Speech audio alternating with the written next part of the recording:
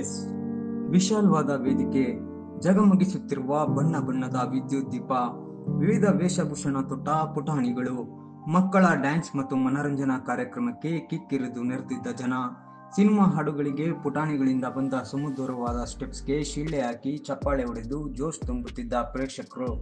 ಇದು ಮೈಸೂರು ಜಿಲ್ಲೆ ನಂಜನಗೂಡು ತಾಲೂಕಿನ ಕಳಲೆ ಗ್ರಾಮದ ಶ್ರೀ ಲಕ್ಷ್ಮೀಕಾಂತ ವಿದ್ಯಾಮಂದಿರ ಟ್ರಸ್ಟ್ನ ಆಚಾರ್ಯ ಗುರುಕುಲ ವಿದ್ಯಾಪೀಠದ 13ನೇ ಶಾಲಾ ವಾರ್ಷಿಕೋತ್ಸವ ಸಮಾರಂಭದ ಸಂಭ್ರಮ ಸಡಗರ.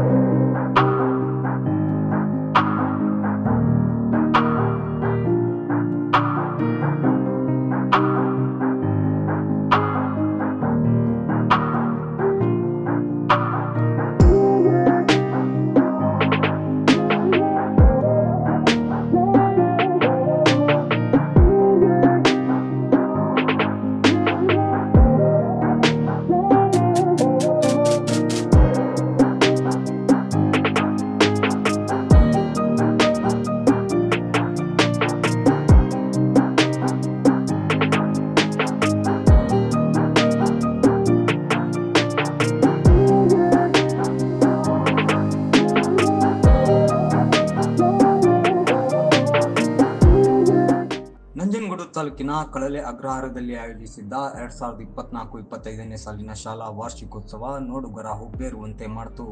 ಸಂಜೆ ಆಯೋಜಿಸಿದ್ದ ಸಮಾರಂಭದಲ್ಲಿ ಶಾಲಾ ಮಕ್ಕಳಿಂದ ಹೊರಬಂದ ಸಾಂಸ್ಕೃತಿಕ ಕಾರ್ಯಕ್ರಮ ನೋಡಿ ಇಡೀ ಊರೇ ಖುಷಿ ಪಡ್ತು. ಸದಾ ಪಾಠ ಪ್ರವಚನ ಅಂತ ಮಕ್ಕಳಿಗೆ ಟಾಸ್ಕ್ ನೀಡುತ್ತಿದ್ದ ಶಿಕ್ಷಕರು ಕ್ಷಣ ಕಾಲ ಧನ್ಯತರಾದ್ರು. ಇನ್ನು ಮುದ್ದಿನ ಮಕ್ಕಳ ಡ್ಯಾನ್ಸ್ ನೋಡಿದ ಪೋಷಕರ ಮುಖದಲ್ಲಿ ಅದೇನೋ ಒಂಥರ ಮಂದಹಾಸ. ಹೀಗೆ ಹಲವು ಗಂಟೆ ಕಾಲ ನಡೆದ ಆಚಾರ್ಯ ಗುರುಕುಲ ವಿದ್ಯಾಪೀಠದ ಶಾಲಾ ವಾರ್ಷಿಕೋತ್ಸವವನ್ನ ಕಳಲೆ ಗ್ರಾಮ ಪಂಚಾಯಿತಿ ಮಾಜಿ ಅಧ್ಯಕ್ಷ ಡಿ ಮಹೇಶ್, ಪ್ರಾಥಮಿಕ ಶಾಲಾ ಶಿಕ್ಷಕರ ಸಂಘ ಮತ್ತು ಸಹಕಾರ ಸಂಘದ ಉಪಾಧ್ಯಕ್ಷ ಸತೀಶ್ ಎಸ್ ದಳವಾಯಿ, ಗ್ರಾಮ ಪಂಚಾಯಿತಿಯ ಅಧ್ಯಕ್ಷರು, ಉಪಾಧ್ಯಕ್ಷರು ಮತ್ತು ಸರ್ವ ಸದಸ್ಯರು ಸೇರಿ ಇನ್ನಿತರರೆ ಗಣ್ಯರು ದೀಪ ಬೆಳಗಿಸಿ ಉದ್ಘಾಟಿಸಿದರು. ಈ ವೇಳೆ ರಾಜ್ಯ ಮತ್ತು ರಾಷ್ಟ್ರ ಮಟ್ಟದ ಚೆಸ್ ಕ್ರೀಡಾಪಟುಗಳಾದ ಶಾಲೆಯ ಹಲವು ಕ್ರೀಡಾಪಟುಗಳಿಗೆ ಗಣ್ಯರು ಸನ್ಮಾನಿಸಿ ಗೌರವಿಸಿದರು.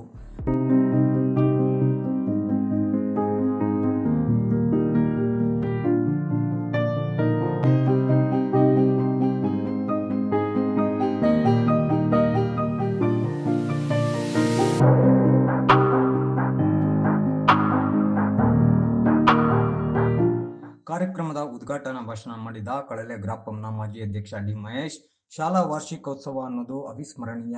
ಈ ಶಾಲೆಯಲ್ಲಿ ಅನೇಕ ಜನ ಪ್ರತಿಭಾವಂತರಿದ್ದಾರೆ. ಚೆಸ್ ಆಟದಲ್ಲಿ ಉತ್ತಮ ಪ್ರತಿಭೆಗಳು ಇಲ್ಲಿವೆ.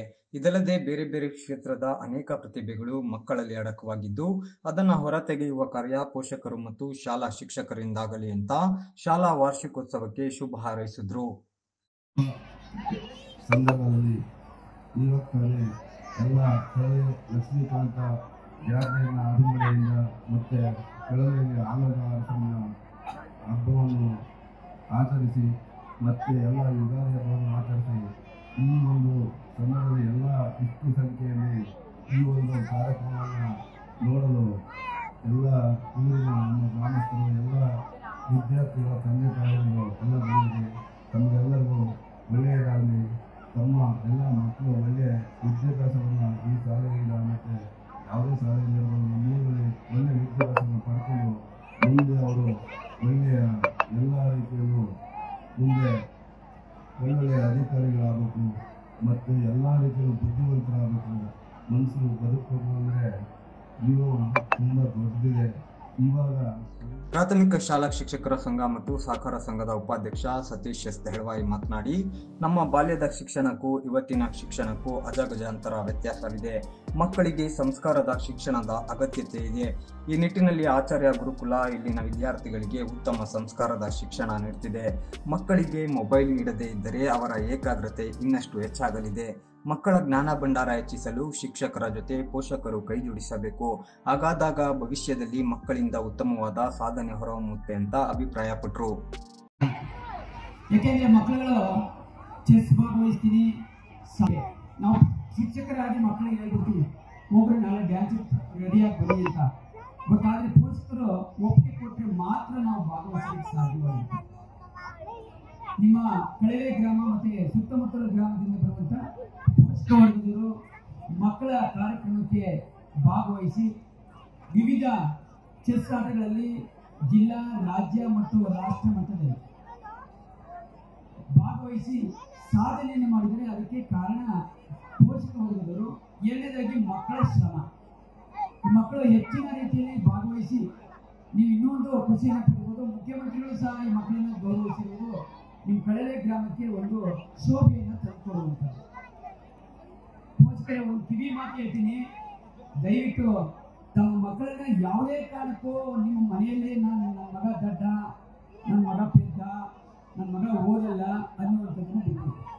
ಯಾಕಂದ್ರೆ ನಾವೆಲ್ಲ ಓದಿದ್ದೆಲ್ಲ ಸರ್ಕಾರಿ ಶಾಲೆ. ಕಾರ್ಯಕ್ರಮದಲ್ಲಿ ಶ್ರೀ ಲಕ್ಷ್ಮೀಕಾಂತ ವಿದ್ಯಾಮಂದಿರ ಟ್ರಸ್ಟ್ನ ಗೌರವಾನ್ವಿತ ಅಧ್ಯಕ್ಷರಾದ ಮಾಧವರಾವ್, ಕಾರ್ಯದರ್ಶಿ ಪ್ರೇಮಸಿಂಹ, ಶಾಲಾ ಆಡಳಿತ ಮಂಡಳಿಯ ಅಧ್ಯಕ್ಷ ಗೋಪಿನಾಥ್, ಕಾರ್ಯದರ್ಶಿ ಎನ್ ರವಿ, ಮುಖ್ಯ ಶಿಕ್ಷಕರು ಮತ್ತು ಶಿಕ್ಷಕ ವೃಂದ, ಸಿಬ್ಬಂದಿ ವರ್ಗ ಹಾಗೂ ವಿದ್ಯಾರ್ಥಿಗಳು ಮತ್ತು ಪೋಷಕರು ಸೇರಿ ಕಳಲೆ ಸುತ್ತಮುತ್ತಲ ಗ್ರಾಮದ 100 ಜನ ಭಾಗವಹಿಸಿದ್ದರು.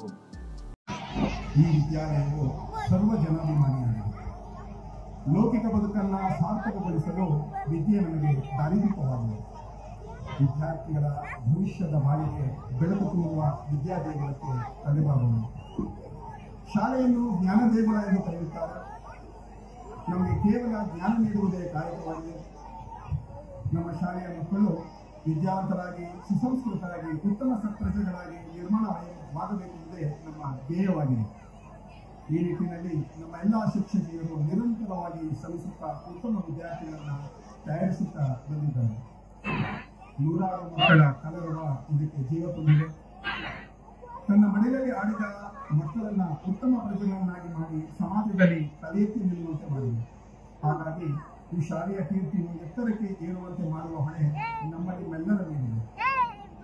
ಆ ಅಭಿಮಾನವು ಶಾಶ್ವತವಾಗಿರಲು ವಿನಂತಿಸುತ್ತೇನೆ. ಈ ಶಾಲೆ ಕೇವಲ ಶಾಲೆಯಲ್ಲ, ಇಡೀ ಕಳಲೆ ಗ್ರಾಮಸ್ಥರ ಎಲ್ಲರ ಪ್ರೀತಿಯ ಶಾಲೆಯಾಗಿದೆ ಅಂತಲೇ ಭಾವಿಸ್ತೀನಿ. ಕಳಲೆಯ ಎಲ್ಲ ರಾಜಕೀಯ ಮುಖಂಡರು ನಮ್ಮ ಈ ಬಡ ಸಂಸ್ಥೆಯ ಪರವಾಗಿರುವುದಕ್ಕೆ ಅವರನ್ನು ಅತ್ಯಂತ ವಿನಯಪೂರ್ವಕವಾಗಿ ಅಭಿನಂದಿಸುತ್ತೇನೆ.